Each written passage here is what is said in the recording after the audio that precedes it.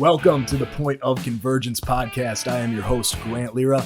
Get ready to sit down, tune in, and implement. Remember, the knowledge you learn here and anywhere else in your life is only worth something to you if you use it. So get implementing after this episode and enjoy.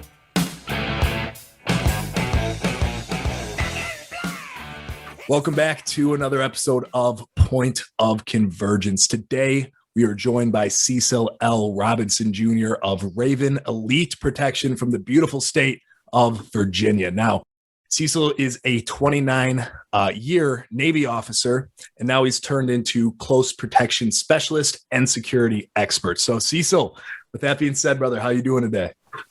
I'm doing great, Grant. How are you? Thank you for having me. Dude, absolutely. I'm doing great. We were talking a little bit about the weather. For those of you who don't know listening, I'm up here in Wisconsin. Cecil's down in Virginia, and I'm having nicer weather today. So it's funny how that works out. So yeah, Cecil, go ahead, brother. No, I'm envious of the weather you're having. If I was having the weather that you are having, I would be out surfing. But I'm gonna save that for tomorrow. It's supposed to be in the 90s tomorrow. Dude, oh my God! So you do a lot of surfing?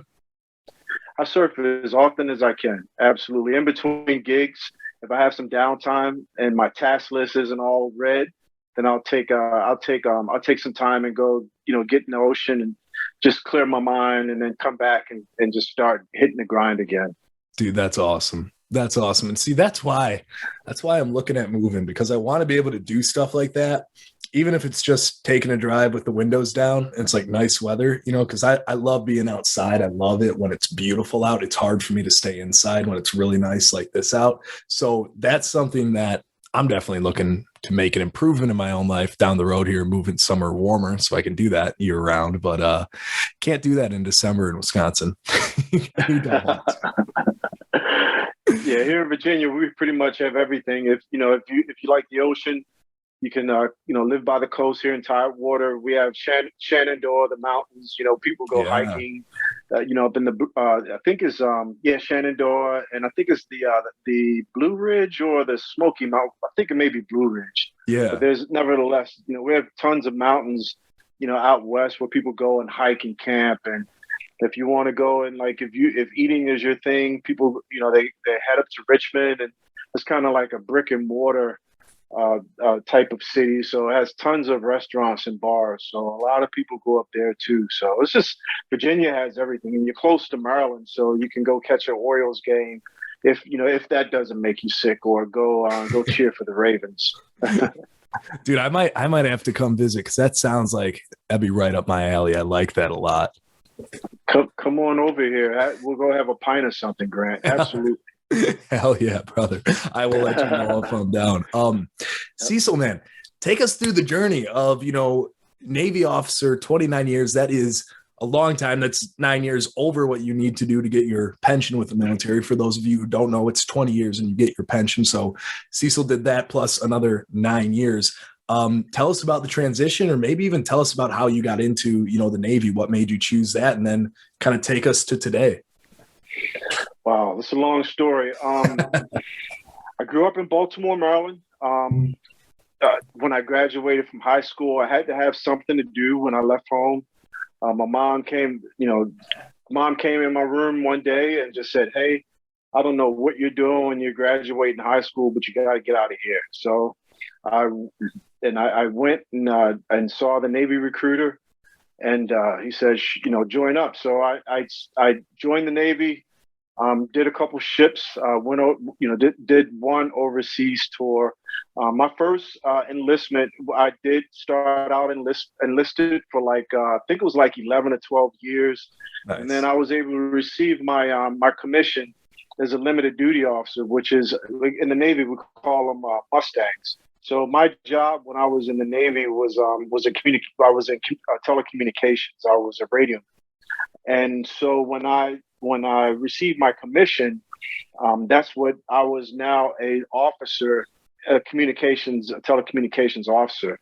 So the Navy does that so that they have specialists in technical fields. So that way you have someone who's come up through the ranks and they know what the expectation is and they know their job. And it's a lot of responsibility when you're a Mustang, because the commanding officer, the CO who's in charge of the ship, kind of puts a lot of responsibility on you, because bottom line is that you know better.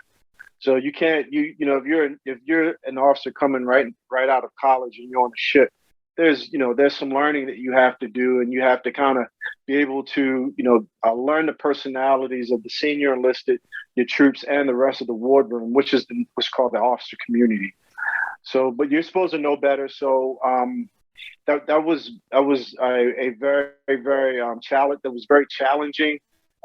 My first tour as an officer was on board a LPD, which is an old troop carrier, basically. And since I was an officer, and there wasn't that many officers that were in the wardroom that was part of the officer community, I was put into the warfighting. I want to say the warfighting entity of the ship. So in other words, I was a ship driver. So not only was I in charge of, at that particular point, I was electronic materials officer. I was also responsible for being able, getting up, doing the in and out, pulling the ship in and out of port, getting from point A to point B, doing the underway replenishments when we're out to sea. And finished that tour, did a tour at a major communications station here in Norfolk as a GIF talk watch officer. I can't think of what the term is, but basically you're in charge of all the communications on the East Coast, all the telecommunications on the East Coast. So you have to realize that when a ship pulls out to sea, there's no umbilical cord of Wi-Fi. Our Wi-Fi is going to be the satellite. So it's a lot of work and knowledge goes into that. Finished there. Then my most rewarding tour was a communications officer on board an aircraft carrier, which was the USS Enterprise, and that was a great tour. I was put into the warfighting entity on that ship as well, and I was still driving the ship from point A to point B. That was a great tour, because everywhere the Enterprise went, it was going full speed. So with 8 nuclear reactors, that was the thing. When we pulled up beside another aircraft carrier, was to race the other aircraft carrier, and we would always tear the doors off of it because it had 8 reactors. Then from there, where did I go from there? After there, I went to Naval Special Warfare Group 4 as the communications officer there. I deployed with one of the SEAL teams as the information systems officer of Special Operations Task Force West. And then from there, after that, I did a tour with the Riverine Squadron in Basra, and was the counter IED and the communications officer for that unit. And from there, went to Special Warfare Group 2, did a tour at NATO, and then I called it quits. From there, I had to do something, so did it. I was working as a contractor doing satellite requirements for Booz Allen Hamilton over here at Naval Information Forces Command. And from there, went government. I was a government service employee doing cybersecurity, basically making sure all the applications on board ships were up to date. And I was just sitting at my desk one day, and I was just talking to the same people and doing basically the same thing that I did while I was active duty, and I just wanted to do something different. So while I was at Special Warfare Group 4, I had the opportunity, I won't even say opportunity, I'm going to say the privilege, that they would do that for me. They sent me to Blackwater for training. That's what basically I learned how to shoot and move and convoy training and so forth. Same thing with the Riverine Squadron. They sent me to expeditionary combat skills. So I did that. I went to that school. So I already knew how to shoot and all that stuff and how to get off the X. So I don't know. I was sitting at my desk one day, Grant, and I just said, I want to do something different. And no joke, it just came up, executive protection. I don't know where I got that term from. To this day, I have no idea how it popped in my mind. But I Googled it, and there was a school who taught executive protection. You can get credentialed. So I went to the school, and I've been doing it ever since. And when I first started out, I was doing work for other security companies when they would basically, was working as a freelancer. So I said, hey, why don't I just open my own company? And that's what I did. So I've been doing it ever since. My company was founded in 2018. So I've been doing it ever since, and it's been great. I can't complain. I haven't had a bad day. I have had a bad day, but we won't discuss it. But it's been good. It's been great. Man, Cecil, that's a crazy cool journey. So it sounds like you got to have a really cool, military career, military experience. You linked up with some really cool, units, some of the special forces guys you see in the movies, all that, cool stuff. You got that telecommunications, just the comms lockdown. That was you were the subject matter expert there. Then afterwards, obviously the natural transition was to go into more, communications oriented things. You realized you wanted something more, went into the freelancing, and then wanted to do your own company. Now, what was it why didn't you stay with that company? Was it just something where you wanted to control your own destiny? You wanted to have ownership of something? Why did you want to start your own company instead of, staying with that one you were working at or the multiple you were working with? You hit it right on the head, Grant. I just wanted to, I wanted to have something of my own. I wanted to put my name to something, and I wanted something that was more personable. Dude, absolutely. And that's the thing. I know that's why, like, a lot of us do this. We want a sense of ownership. We want the quote unquote freedom, because truly that's like a paradox in a way, right? We're busy. We're all busy people. But I love that, man. I love that. So within that too, now let's talk a little bit about executive protection. For people who don't know, how would you describe it? What is executive protection? Executive protection pretty much is, in my own words, is protecting someone of high value, or not really high value, someone who, just protecting someone from any kind of embarrassment or any kind of physical harm. And I look at it as not just personal, just physical protection. It's also going to protect the brand. You want to make sure that the person's brand, the person's Facebook page, all the social media, you just want to keep that individual productive. That's the way I look at it. So for you, for instance, if you wanted to hire a personal protection specialist, the whole gambit, I would want to make sure that you're not geotagged, making sure that when you're on the move, your navigation is shut off on your phone. When we move from place to place, I want to get there way before you do, just to know where the exits are, make sure you have a table. The bottom line is, I want to make sure that you're productive and you stay safe. So that's interesting. I never thought about this, but with your experience in like cybersecurity and stuff, you're not only going through physical protection, but you're also going through like digital protection, making sure people have their location off, making sure they're not geotagged in the photos. I mean, that's huge. Is that like pretty common in the space, or is that something where, you kind of headed that up and maybe some other companies followed? Because like I said, didn't even come to my mind when I thought of executive protection. Right. Yeah, Grant.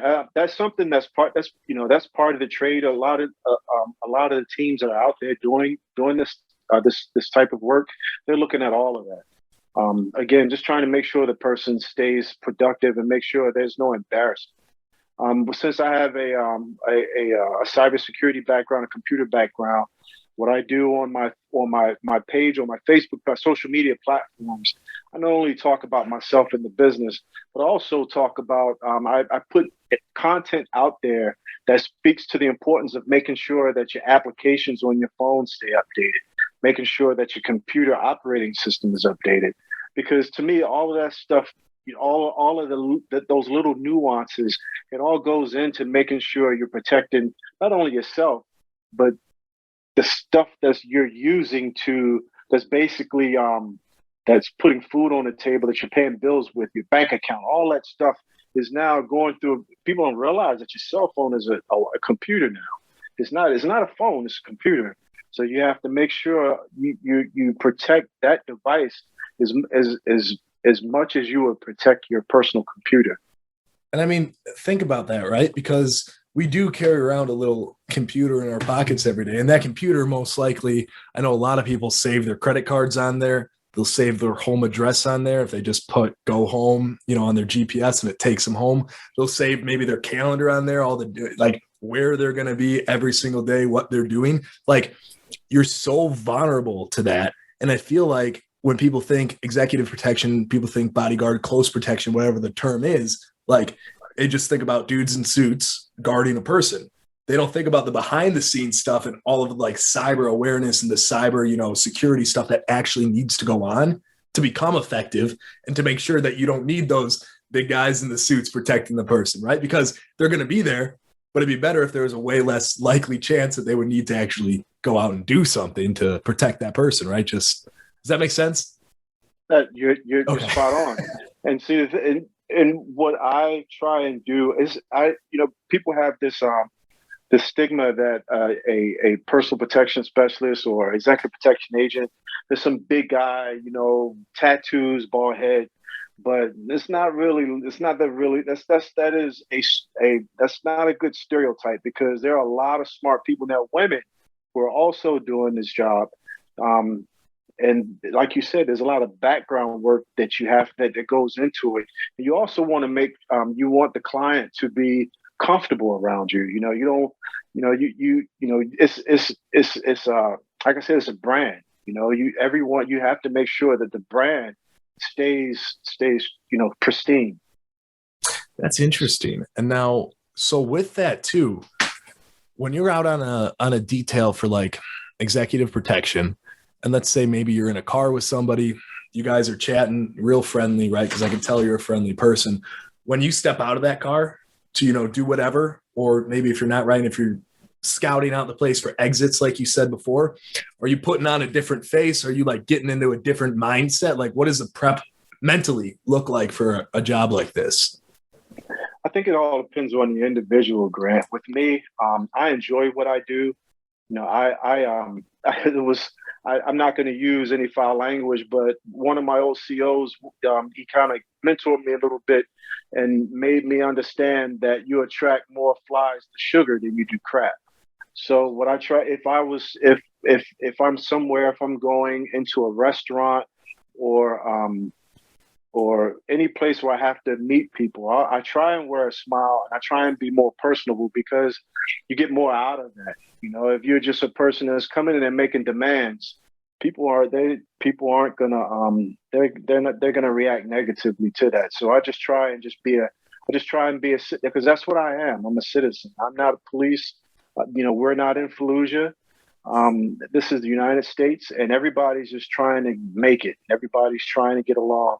And I want to make sure that people understand that, the people I come in contact with, that I'm a person just like them. I'm just trying to do a job. How funny is that, man? That like the stereotype and the stigma of like executive protection, these like huge bald dudes in suits, they're kind of like, for lack of a better word, they're kind of assholes, right? They just say, I need to go here and do this. Like, but that's not the case at all. And I mean, that harkens back to almost every aspect of life, right? Going throughout your daily life, talking with people, whether that's personal or business, you're absolutely right. You attract more flies with sugar than you would. Shit. I'm going to say shit. Yeah. it's my podcast, dude. You can say whatever you want. But I blanked for a minute, but getting back to the point, dude, that's what it is. Like, and it's so funny too, because even something we're in a role like that, where like you do need to like protect, and you need to be almost, more tapped into that like primal instinct of protection, like still having that smile and having that personability is going to get you so much further than, the opposite. Like, dude, that's rock and roll. Absolutely. And, I think for me, the experience that I have with working with, I never had anyone who worked for me. I always worked with people. So the teams, the guys that I worked with, there was always a way to do business. And so I'm not going to say when, where, what, who, and how, but there was that I was on an assignment once, and huge event. But what I did was I made sure that I went around and introduced myself to everyone, and basically tried to have a relationship. and there was already security that was there. But by making myself personable and getting names, letting them know my name, have them see me around. It was, I could, when I would go to bed and I would wake up, as soon as I went downstairs, it was like 3 security guys basically around me, giving me the whole rundown that had happened overnight. And it was just for and it was amazing. And I had people who would come and tell me,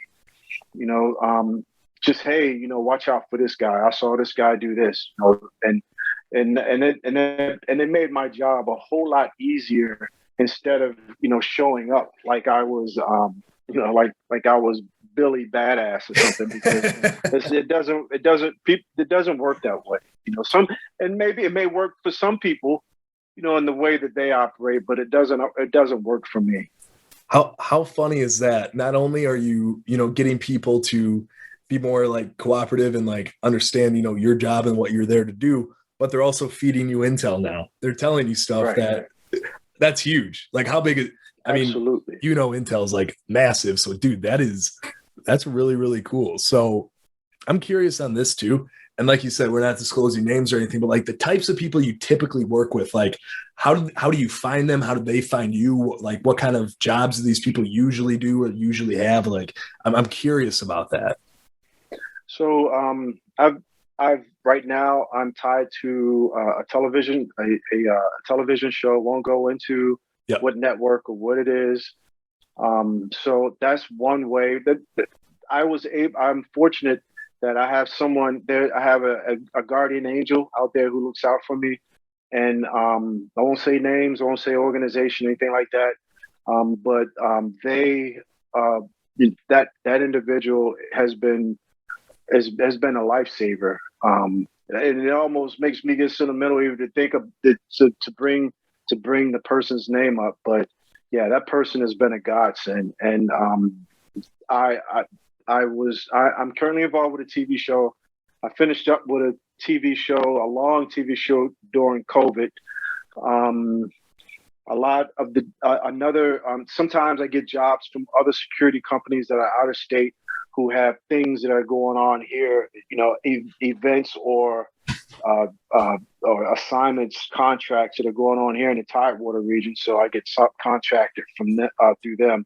I just finished up with 2 gigs for one security company, and just people out here, just normal citizens like yourself, Grant, who are going through day to day, and they just feel as though they need someone by their side. I just finished. I did a job yesterday for someone who fell into that category, who just needed a personal bodyguard because something had happened. But basically, the majority of my jobs have been through television shows. That's crazy. That's so interesting. Yeah. So you have that, it's funny how people find like their niches, right? Like yours is ended up to be like, you obviously work with a ton of people, but the television show has been like giving you a lot of business. You worked a lot in that realm. And that came up through, it sounded like a friend or something. Now, were you looking like for something like that, or did that just kind of happen? It just kind of happened. And it's Grant, I'm going to go into this. Please, man, if it's too deep, if I sound crazy, please strike it from the podcast. Get in on it. Get in on it. I've been, I don't know, why I call it a mind gym. I've just been really into these motivational videos, and it's like, and I've kind of come to the belief that if you put energy, if you direct your energy into something, you'll get something out of it. So I put all of my energy into this, and it's just been a grind, and it's just basically just working out for me, That's so funny, dude. And I mean, like, and I'll ask you this then. So in the beginning, the grind, what was the grind like? I mean, how long was it until you landed your first client? What were you doing in that time to like build up your brand and build up your name? How did you start essentially? I was freelancing for other security companies, and just to say, hey, I need to, I asked my wife for help. I said, hey, I would like to start my own company. And she did. She's another one. Another guardian angel out there. She just did all the LLC, all the paperwork, got it established. And as far as how was I able to land my first client was for my particular company. It was just getting out there and networking, Grant. Just going to all of the silly events out here, drinking beer I don't like, eating food I don't like, shaking it, gripping and grinning, and just really, really networking. And that kind of like, it got me little spot jobs here and there, not much, but but in the meantime, there's, I'm looking, I'm in the computer, being to find a job is a job. So I'm in the computer, I'm sending emails, I'm making telephone calls, and it's just basically just putting the work in, like you were saying, the behind the scenes work, in the computer with my head, getting all just anything. If I get a postcard in the mail saying, hey, I'm so and so from so and so Realty, get in touch with me if you want to sell your house or whatever. Bam, that is a prospective client. Just anything I can just to find someone to introduce my company, basically. And that's so cool too, because now, like, not sure how it is in Virginia, but like Wisconsin, we've been like open for a while now, right? I was just down in Texas for a networking event, and it was amazing being able to go down physically, shake people's hands again, like say, network with them and learn that stuff about them. And I mean, I think that's something in business that's so overlooked nowadays because the internet's easier. Right? It's easier over the internet. Everyone's doing it over the internet. They're connecting on LinkedIn, Instagram, Facebook, whatever the case is. But old school networking is still so effective, and you make a way, you leave a bigger impression, right? Because you met that person. They see what you're like. They've seen you. Maybe you go out to eat with them and you guys don't talk business. You talk, about personal stuff. Maybe you connect on something like that. But like those in-person networking events are almost never a waste of time. Like I can't remember one I've been to where after it I've been like, damn, I really wish I hadn't gone to that. It just, for me, it doesn't, like, I love them. Grant, for me, I'm not really it takes a lot for me to come out of my shell. You probably realize that. We talked about it earlier. And networking has been hard for me, but I've just been putting my head down and just doing it. You just got to do it. It's no matter how much. I play over it. Just embrace the suck. Yeah. You're gonna meet people, that you really don't. It's not because it's not about you. It's not about me. I'm just trying to solve a problem. And I go and I meet you, and we get to talking, and I got a problem. I'm building a home, and when the contractors leave the site, they're stealing the tools, and they've been threatened, and it's just the way I look at it. I'm just here to solve a problem. Whatever I go out there and I introduce myself, and this is what problems are you having at your job and your establishment. Some of the jobs that I was doing, Grant, was workplace violence, and just being on site for some companies where someone has threatened they were going to come back and do damage. But that was I was doing a lot of those for a while. Those were subcontracted through other companies, but so yeah. That's so, it's really interesting too, because like you're talking about that, and like I'm curious as to like someone like yourself where it takes more for you than it would for me, because I'm kind of naturally like an extroverted person and like talking to people, but like embracing the suck, for those listeners who've never heard that phrase before, it's a pretty like common military phrase. It gets said in the military a lot, but Cecil, define that for us. Like, what does that mean, embracing the suck? Like, master the mundane. Like, what does that mean? That just basically, no matter how much of discomfort you're going to. With me, my discomfort when I would meet someone, I would start sweating, a little stuttering, a little shaky, because I don't know why. I'm just not I wasn't a person that liked to really go out and just not really brag about myself, but introduce myself.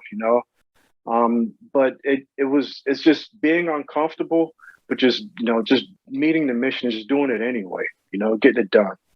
And dude, that's like same can be applied for like, business concept, like sending out emails, cold calling, doing other sorts of prospecting.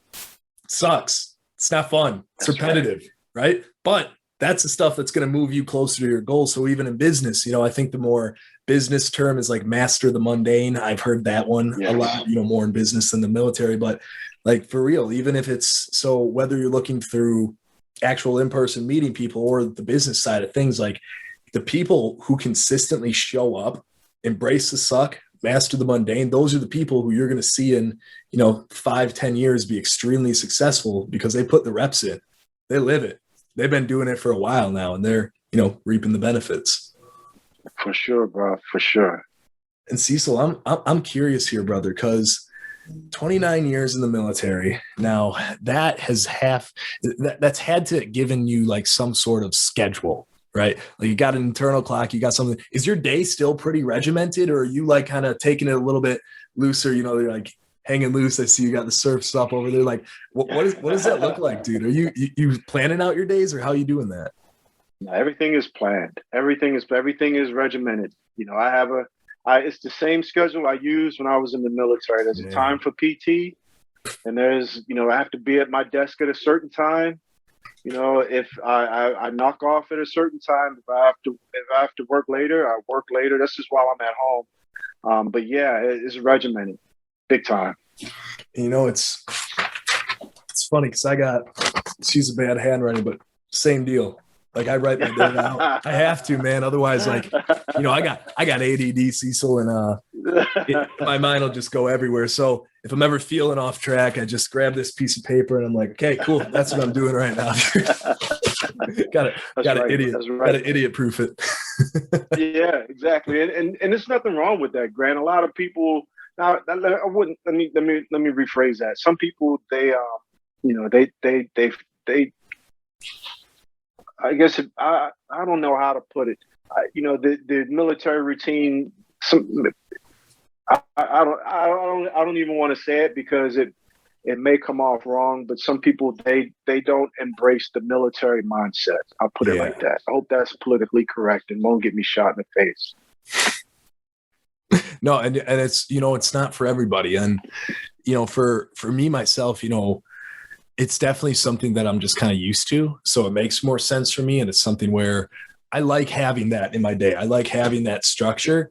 And then when you don't have the military, telling you what to do every day, creating that structure for yourself kind of substitutes that. And it's cool because then you can, something I really like about it is if you're feeling burnt out at like, say noon rolls around and you're like, wow, I feel tired. I feel burnt out, whatever the case is. You look at your list, you see how much stuff you've already done today. Like you kind of feel like a rock star. You're like, okay, I'm actually on a roll. I didn't realize I got this much done. Let's keep going. Like just something to remind you of your accomplishments, celebrating like those little things throughout the day, making it to each meal, stuff like that. Like that's all something that we got to be grateful for and realize like we get to do this. We don't have to do this. We get to do it. It's something we wake up and we get excited for, and I think so many people get caught in that loop of not liking what they do or not liking what they do for a long time, right? They don't change it. Like it's interesting. So just finding that gratitude throughout your day has really helped me to just kind of stay focused, stay on task.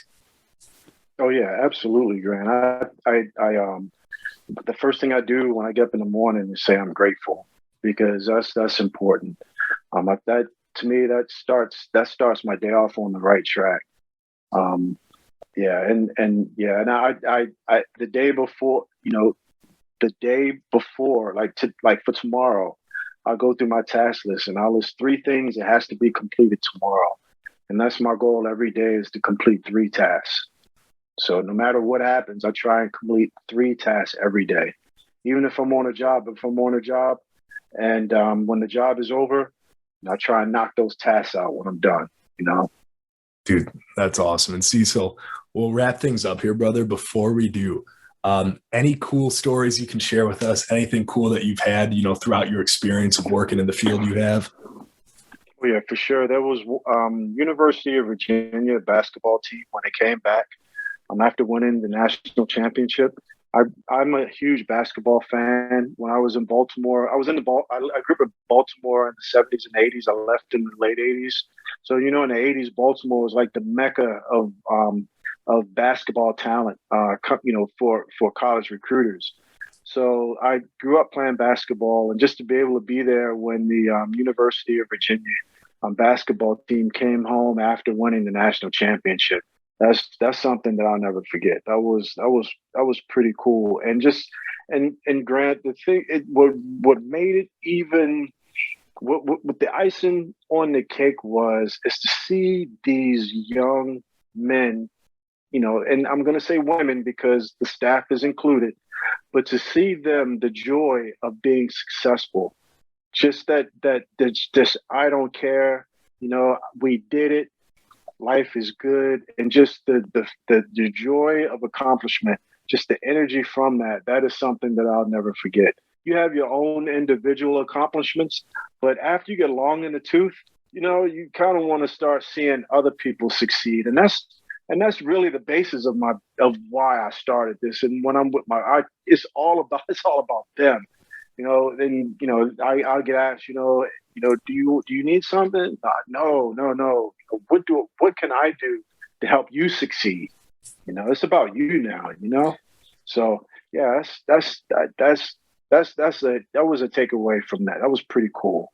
Dude, that sounds really cool. And just to kind of piggyback off what you said there, like seeing other people succeed. When I first started this business and we were in it, we had landed a client, yet I didn't see that picture. I didn't understand, what that meant. And so when we landed, it wasn't our first client. I think it was, probably 3 to 5, somewhere in there. Right. But this guy was an interior remodeling contractor. And his goal was he wanted to move his family out of this neighborhood that he's living in now, not a great neighborhood. That was, one of his goals. So worked with him for a few months. He was able to actually move his family out of that neighborhood into a nicer one. And then the light switched, right? There was like a flip. And I realized that what we're doing is obviously not just to make money, but like we're literally making a change in people's life, and seeing that success for somebody else, in my opinion, is beyond more fulfilling than having that success for yourself. Like when he texted me and told me that, dude, I was like, I was in like this weird state where I felt like it wasn't real. I was like, oh my God, like we helped him with this. Like this is something where he's succeeding now because of like, it's an amazing feeling. And if you guys, are just starting your business or you haven't felt that, you will know what I'm talking about, and you'll know how addictive it gets, because it is one of the best feelings in the world, man. Absolutely. And, Grant, when I have bills to pay, I have tons of, we call it expendables, things that I have to buy over and over and over again. But really was just really about is just out there, just helping people, and just satisfied with being content with just have someone just to say, I appreciate you. Thank you for being here. Oh man, Grant. That's all the money in the world right there, Absolutely right, brother. Absolutely right. And Cecil, where can we find you? Where can we get in contact with you? How can we book you if we're in Virginia? Tell us the links. Sure. The webpage is raveneliteprotection.com, like the football team, Raven Elite Protection. Oh, is that why? Yeah. I didn't even put that together. That makes sense, dude. Oh man, yeah. I'm a huge Ravens fan. But the thing about it, Grant, is if you have to go to the stadium and hear what it's about. It's big trust. It's not about me. Is that I'm trusting you to do your job. That's what big trust is all about. I trust that you're going to do your job.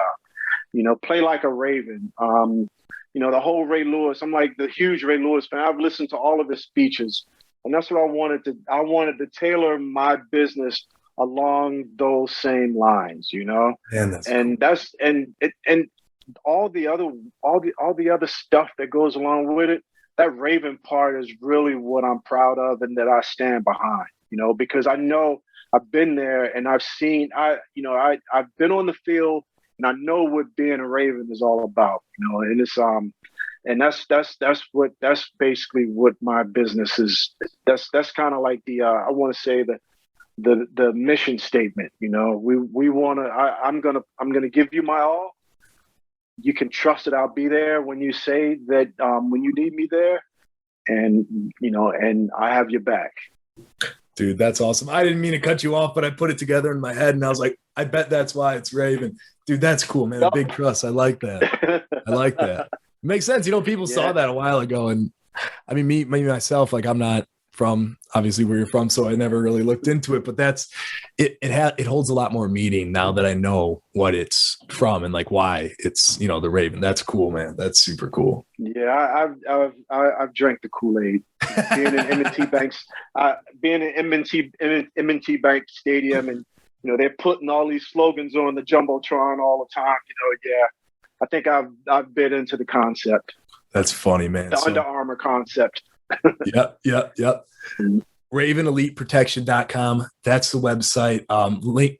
I think your Instagram's on it. Yep. Instagram, Facebook, LinkedIn's all on there, guys. As always, it'll be down in the description. You can go check that out. Anything else you want to say, Cecil? Anything else you want to talk about? Anything else you want to plug? The floor is yours, my friend. No, Grant, I appreciate you having me on board. I want people to understand that, that I no matter what you may think, we are citizens of the United States. We have to be able to work together because we're in this together. We're not, this isn't, no matter what you see on TV, World War III is not about to break out in the United States. Let's put aside our differences and let's try and make the country better for the generation that's coming in behind us.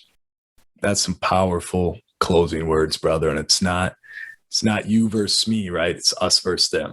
Like essentially, we're more together than we think we are. So I'm on board, brother. Cecil, check. Million thanks. Appreciate you coming on, brother. No, same to you, bro. Appreciate you, Grant. Thank you so much. Yes, sir.